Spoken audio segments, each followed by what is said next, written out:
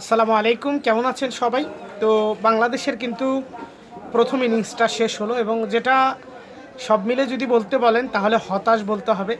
কেননা আমাদের স্বপ্ন যেমনটা ছিল সেটা কিন্তু কোনো অংশেই পূরণ হয়নি এবং একটা সময় দুঃস্বপ্নের মতো একটা রান কিন্তু দাঁড়াচ্ছিল। তো অবশেষে লিটন কুমার দাস অনবদ্য একটা ইনিংস খেলার দরুন বাংলাদেশ শেষ পর্যন্ত কিন্তু 278 রানের মতো একটা স্কোর কিন্তু পেল। তো যেটা আমি মনে করি যথেষ্ট না। এখন এই স্বল্প পুঁজিটাকেই যদি আমাদেরকে বাধ্য করে যথেষ্ট মনে করানো হয়, তাহলে বাংলাদেশের ক্রিকেটারদের যে কাজটা করতে হবে, অর্থাৎ মেন কাজটা থাকবে এখন বোলারদের। বোলাররা যদি পাকিস্তানকে খুব দ্রুতই ফেরাতে পারে, অর্থাৎ দেখা যায় 250 রানের মধ্যে বেঁধে রাখতে পারে, তাহলেই আমি মনে করব সার্থকতা কিছুটা আছে। তা না হলে কিন্তু পুরাটাই ব্যর্থ।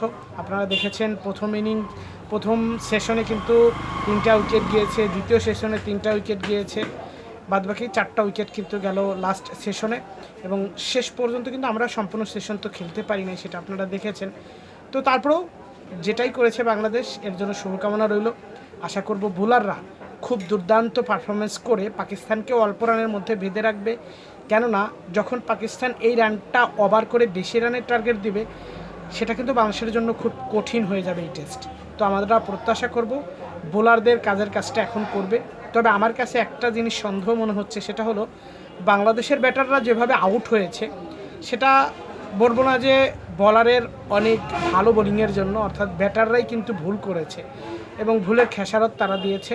তো আশা করব বোলাররা সর্বোচ্চ চেষ্টা করবে পাকিস্তানকে অল্প রানের মধ্যে বেঁধে রাখার জন্য।